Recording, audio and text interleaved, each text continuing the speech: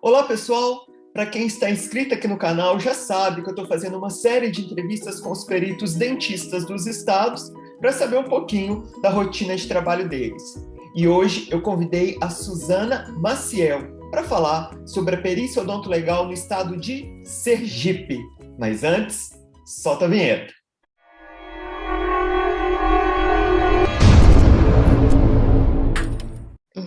Pessoal, não esquece de inscrever no canal, dar um like aí no vídeo e compartilhe. Bom, Suzana, eu queria agradecer a sua disponibilidade. Eu sei que você é super ocupada, foi difícil a gente compatibilizar a agenda. Queria te dar as boas-vindas aqui no canal. E para quem não te conhece, eu queria pedir para você se apresentar. Pronto, bom dia. Muito obrigada, Geraldo, por essa oportunidade de estar aqui com vocês. Estou super contente.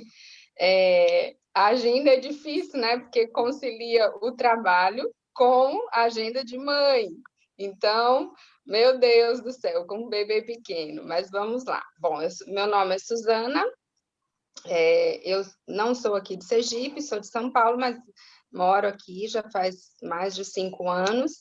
E aqui eu atuo como odontologista no estado, né, no Serviço de Segurança Pública do Estado de Sergipe, então trabalho no ML. Eu também atuo como odontologista aqui no estado da Bahia, no interior, em Euclides da Cunha, que é uma cidade até próxima aqui de Aracaju. E aqui eu também dou aula na Universidade de Tiradentes, na UNIT, para as turmas de odontologia e medicina. Eu trabalho mais com anatomia hoje, né, que tem um pouco a ver com o trabalho de antropologia forense que eu desenvolvo no ML. É isso. E Uau! Super qualificado, vai ter muita coisa para contar. Bom, vamos lá, Suzana. Qual o nome do cargo aí em Sergipe? aqui em Sergipe, o cargo está escrito, né, na lei como perito odonto legal. Inclusive, tem até o hífen separando, né?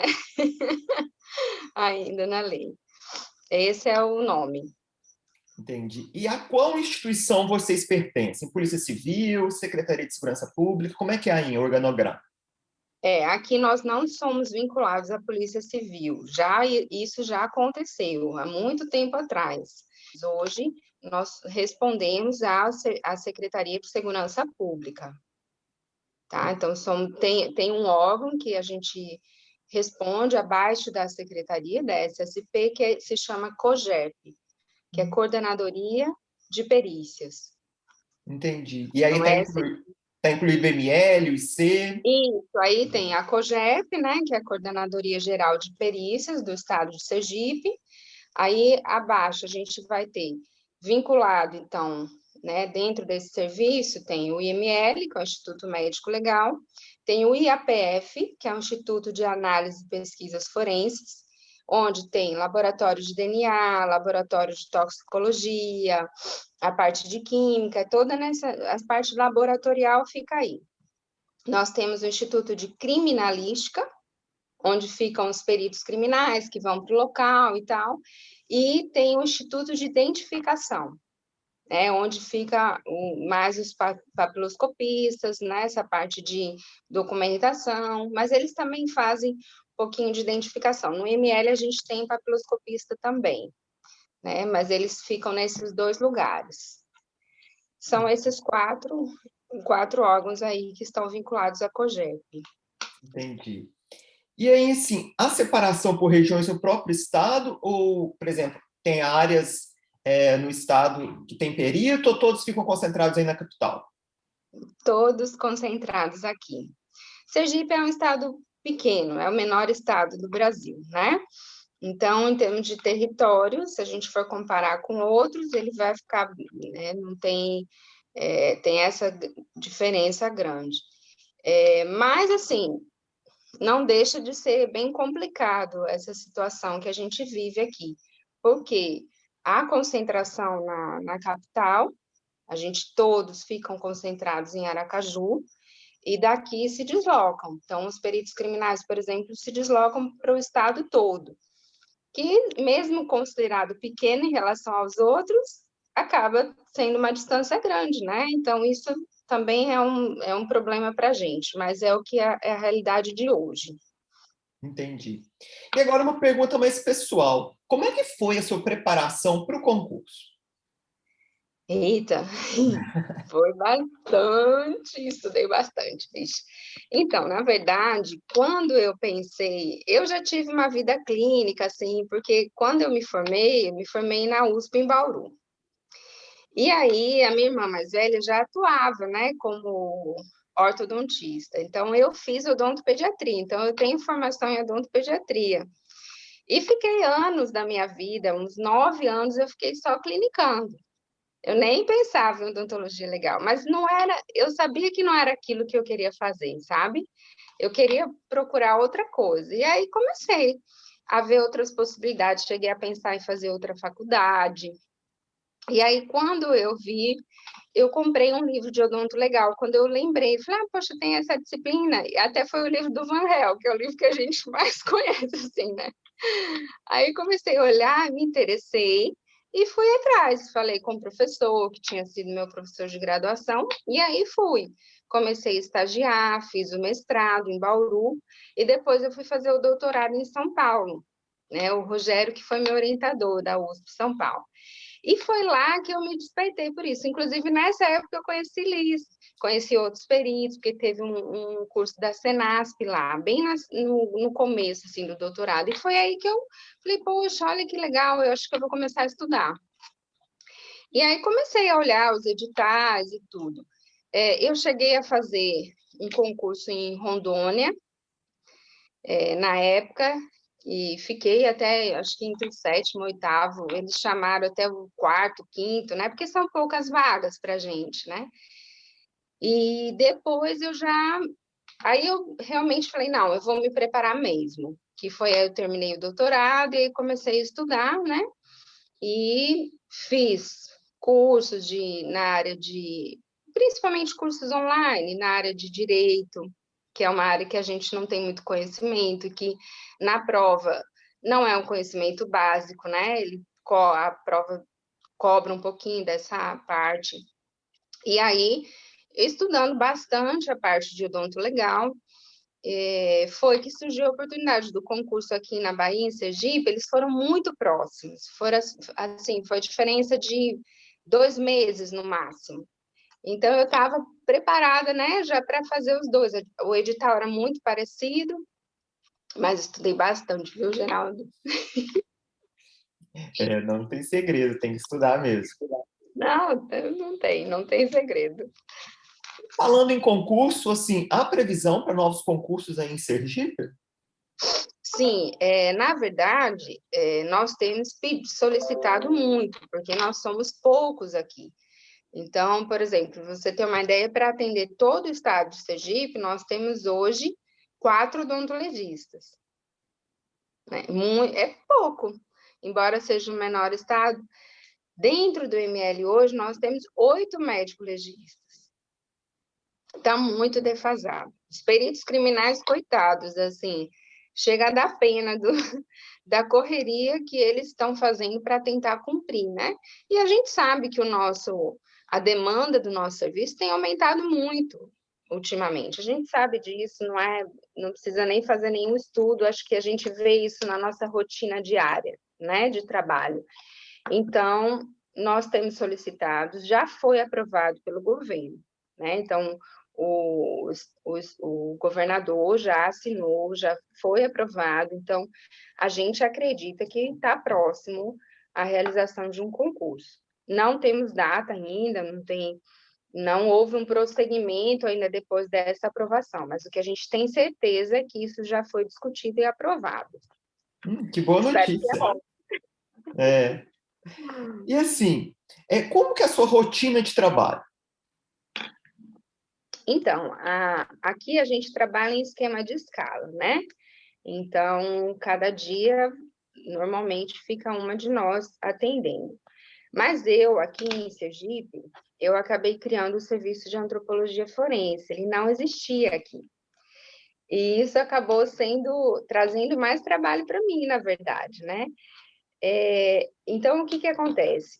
eu atendo ainda, por exemplo, lesões corporais, porque nós somos poucas, então eu tenho que atender. Mas há dias da semana em que eu fico exclusivamente para antropologia, né? Então, o meu trabalho ele é mais focado na parte de antropologia forense, porque só tem eu aqui para fazer. Então, os casos de antropologia, e tem muitos casos. E aqui, Geraldo, a gente desenvolveu um projeto. Quando nós começamos a trabalhar, eu fui conhecer o ML e tudo, e tinha uma sala que tinha mais de 100 ossadas. Elas estavam todas, cada uma dentro de um saco, fechado com um número de protocolo, que é o número de protocolo que o corpo recebe quando dá entrada aqui, né? E aí eu comecei a investigar isso, para entender o que era isso.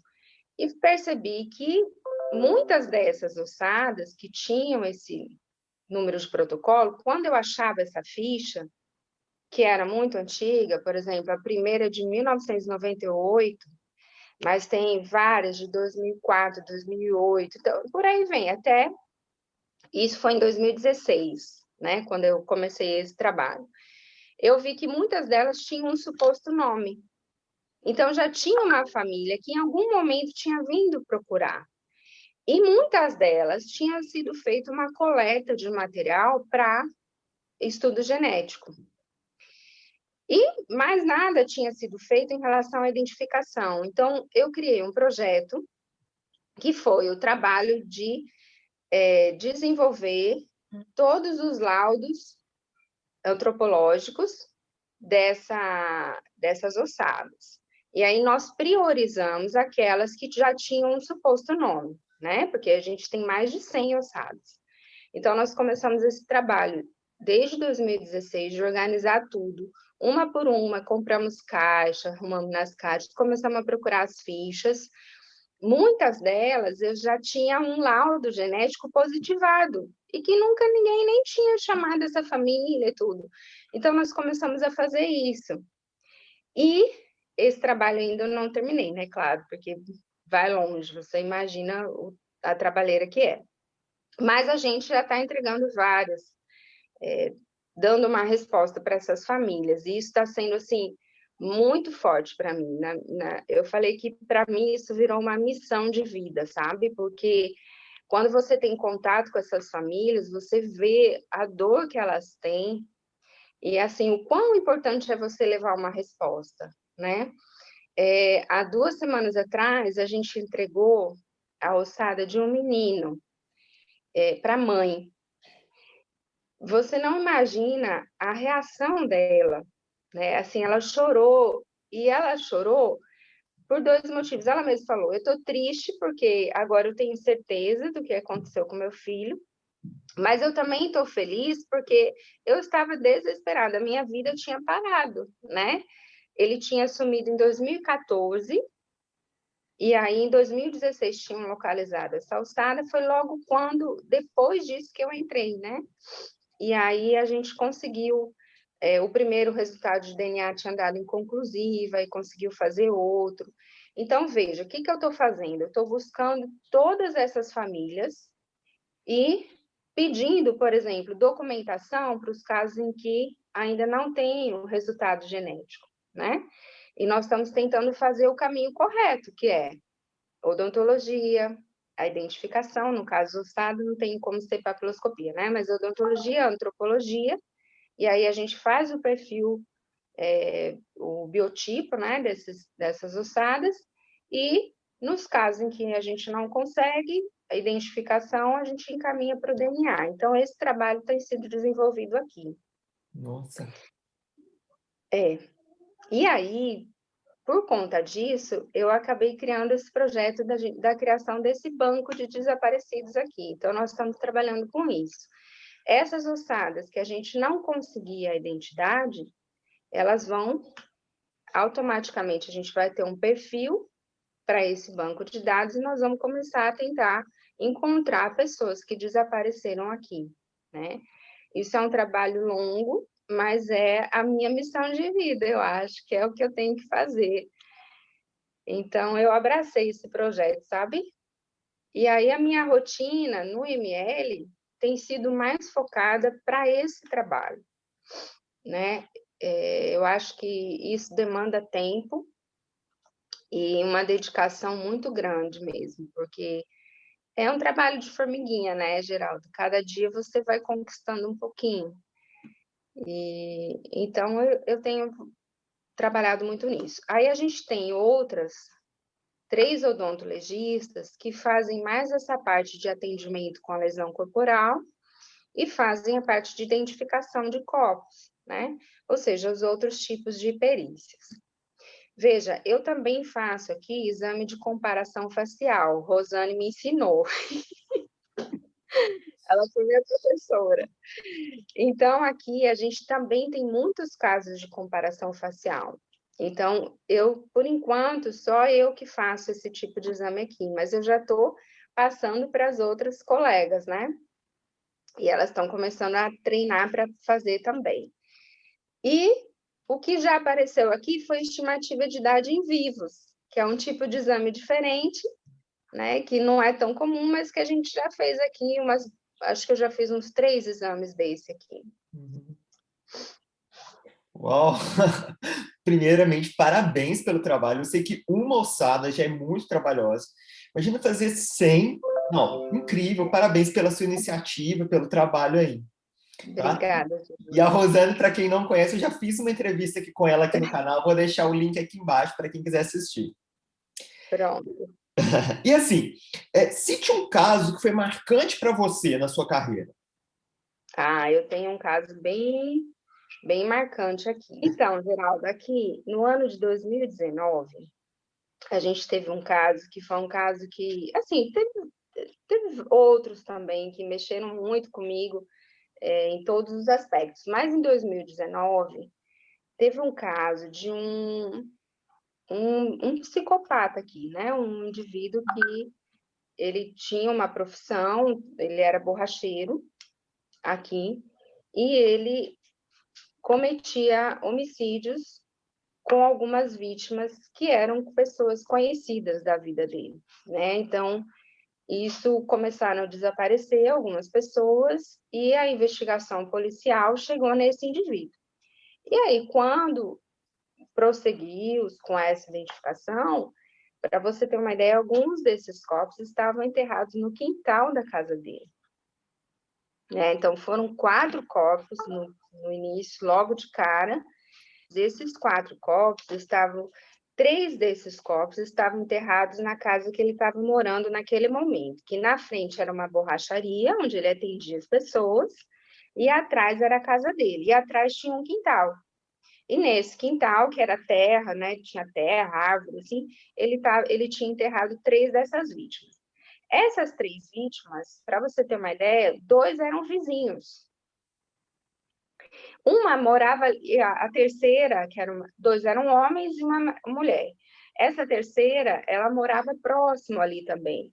Era uma pessoa conhecida. Então, assim, ele, por algum motivo, quando ele achava que tinha alguma coisa errada, ele matava essas pessoas, né? E essa primeira, e uma outra vítima que foi também que ele assumiu a autoria, ele tinha matado há 9 anos antes. Então, de 2019, 9 anos foi a primeira vítima dele, até onde a gente sabe hoje, né? E essa primeira vítima estava enterrada numa casa, em outra casa dele que ele tinha morado e que estava alugada para uma família. Então, a gente foi, e esse caso foi bem interessante, que eu fui para o local, porque isso é frequente aqui no meu trabalho. Quando tenho ossada, eu peço para me chamarem. Então, quando eu, por exemplo, tenho chamado, né, o pessoal da criminalística, é uma ossada. Se já sabe que é uma ossada, eles fazem contato, ou eu vou, ou um dos técnicos que trabalham comigo. Porque é mais fácil para a gente coletar, né? A gente já sabe que tem alguns cuidados, que a gente toma todos eles, e aí chega mais fácil para a gente trabalhar. E eu acho que a perícia de local, ela ajuda muito na antropologia, né? Então, nesse caso, eu fui para o local.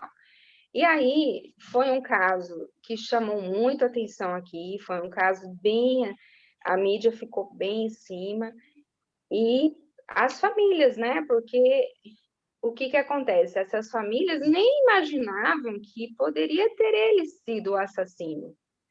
E aí foi uma coisa muito difícil para todo mundo, e essa parte da identificação, de análise antropológica, foi algo muito marcante para mim. Inclusive, Lisa ajudou, Eugênia Cunha estava aqui, e ela participou, acho que pelo menos de um, porque assim, esses corpos não chegaram todos de uma vez, né? Foi descobrindo aos poucos. Então, foi algo que foi acontecendo durante um tempo. Então, foi um caso bem trabalhoso, um caso que eu me envolvi muito, porque você se envolve com essas famílias. Toda a psicopatia, a doença dele, toda essa maldade, a gente viu tudo isso nos ossos, né? Então, assim, a forma como ele matou, tudo foi construído, foi uma história que a gente construiu por meio da antropologia. Então, a gente via as lesões que ele provocou, e a gente sabe que o estudo dos ossos a gente consegue verificar essas lesões, como elas foram provocadas, em que momento elas aconteceram, né? Então, todo o processo da tortura, que é comum nesses casos, o processo das lesões graves de morte, para você ter uma ideia, ele usava um pé de cabra, né, para agredir as pessoas. Então, foi um caso, assim, bem forte, que até hoje a gente ainda acha que possa ter outras vítimas, né? Porque essa primeira vítima tinha sido há 9 anos e o crânio dela nunca apareceu. Ele guardava esse crânio, ele guardou o crânio dela, né? Então, ele deve ter ficado muito tempo ali, talvez sem cometer algum assassinato, porque tinha esse crânio ali e depois voltou a cometer. Então, existem até na investigação outras pessoas que desapareceram, então é algo que pode até, a gente imagina que ainda deva aparecer alguma coisa. Então, foi um caso que mexeu bastante comigo, sabe? Eu acho que da minha carreira aqui foi o caso mais forte assim que eu vivi. Uau. E um caso que eu trabalhei bastante para conseguir trazer, né, elucidar. Mas, assim, a gente tem muitos casos fortes, sabe, Geralda? Há 2 semanas atrás, eu fiz um caso de um feminicídio, que essa pessoa tinha desaparecido no carnaval, então, em fevereiro, e foram encontrar o corpo agora, né? Então, são casos que a gente acaba se envolvendo muito, porque é o que eu falo, a gente constrói a história, né? Tudo que aconteceu com aquela pessoa, e nós somos humanos, a gente consegue ver que ali é uma pessoa, que é uma vida, que tem uma família, que tem filhos, que tem, né, alguém esperando. Então, a gente se envolve bastante. Entendi. Parabéns pelo trabalho, viu? Esse caráter investigativo e aquele ditado que o corpo fala, né? É, Parabéns. E você é tem que isso sempre mesmo. procurar isso aí. É verdade. Bom, e assim, qual conselho você daria para quem quer seguir essa carreira? Eu aconselho que faça isso mesmo. Eu faço isso, eu falo para os meus alunos, né? Na verdade, a gente sabe que a carreira de odontologista é uma carreira que está sendo mais conhecida agora, né? Então, ela é uma carreira que poucas pessoas não é tão valorizada dentro, por exemplo, do curso de odontologia, né? Se a gente for ver, ela não é tão valorizada. Muitos nem conhecem, né? Durante a graduação, passam a graduação sem ter o contato. Então, a gente sabe que ainda tem poucas pessoas nessa área, mas eu sempre que posso, sabe, Geraldo, eu tento falar um pouquinho do nosso trabalho, da importância do nosso trabalho dentro da odontologia também. Não é só dentro do serviço de segurança pública, a gente faz diferença na odontologia e muita. Então, aqueles que querem seguir essa carreira, eu super recomendo. Eu sou apaixonada pelo que eu faço, é a minha missão de vida. Eu me realizei completamente na odontologia legal, a nível profissional, sou muito feliz. E para aqueles que se interessam, eu recomendo que busquem, estudem, porque a gente precisa estudar bastante, né? A gente precisa conhecer o que a gente pode aplicar em vários casos para que o nosso trabalho seja eficiente, né? E que corram atrás, porque oportunidade tem para quem quer, e quem estuda, aquela coisa, quem estuda passa, né? Quem estuda consegue. Pode não ser na primeira, mas continue tentando, porque o seu momento vai chegar. Se você estiver se preparando, o seu momento vai chegar. Então, eu recomendo muito essa carreira. Eu acho que, óbvio que você tem que gostar do que faz, né? Mas para aqueles que se interessam, vale a pena, com certeza. Isso aí. E agora, para a gente terminar, eu queria fazer um bate-volta. Vamos lá? Vamos. Plantão ou expediente? Expediente. Perícia no vivo ou no morto? No morto, né? Por causa da antropologia. Ossada ou carbonizado? Ossada. Traumato ou tanato? Tanato. Identificação odontológica ou por DNA? Identificação odontológica. Nossa. Teoria ou prática? Prática. Perícia civil ou criminal? Criminal. Perícia ética ou trabalhista? Ética. Perito do juízo ou assistente técnico? Perito do juízo. E uma referência para você na odontologia legal? Vixe, Geraldo, eu tenho várias, várias. Você também é uma delas, viu? Com certeza. Mas, assim, eu tenho que agradecer imensamente duas pessoas que me ajudaram a começar na odontologia legal, né? Na verdade, três pessoas, que foi o professor Arsênio Sales Pérez, lá da USP Bauru. Hoje ele já não está mais como professor, né? Ele já se aposentou. O Ricardo Henrique, que foi o meu colega, amigo, e foi uma pessoa que foi abrindo caminho para mim, né? Porque ele começou antes de mim na odontologia e ele me ajudou demais. Então, não é à toa que ele foi minha banca de mestrado e doutorado, sempre esteve presente.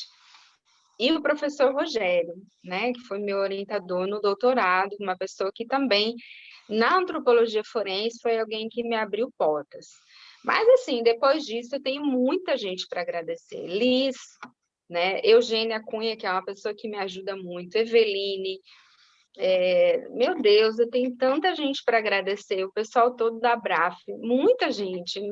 Tenho até medo de citar nomes assim, porque eu acho que eu vou acabar esquecendo de pessoas importantes, mas tem muita gente que me ajudou e me ajuda até hoje, né? Dentro da odontologia, eu acho que a gente é uma família.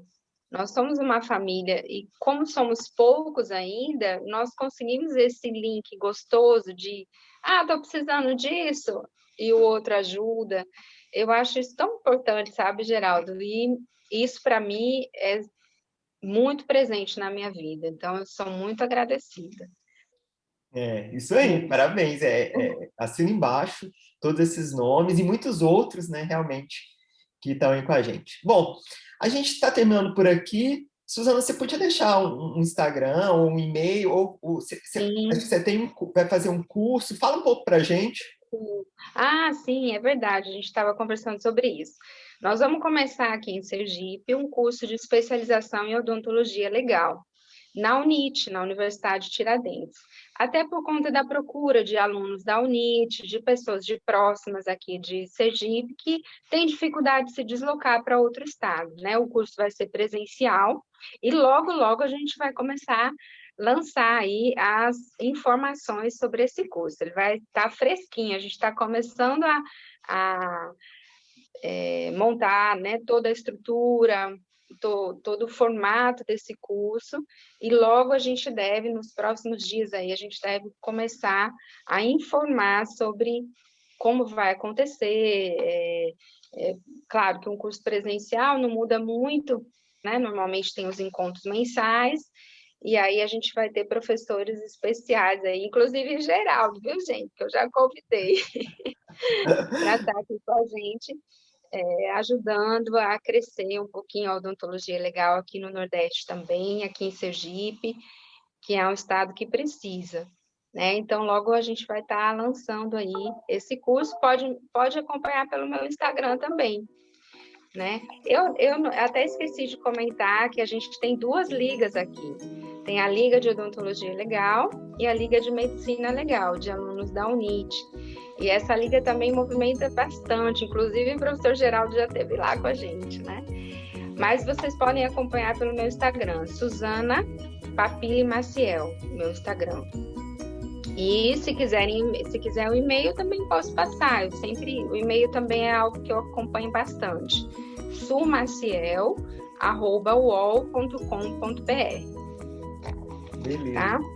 Então, estamos à disposição, podem fazer contato e vamos crescer a odontologia legal, né, gente? Com certeza vai ser um sucesso. Bom, Obrigada, gente. Mais uma vez, então, Suzana, muito obrigado. Tchau para você. Fica com Deus. Uma boa semana para você. Pessoal, até logo. E até hoje... Eita, não sei se isso aqui atrapalha. Peraí. Perdi você. Voltou? Voltou.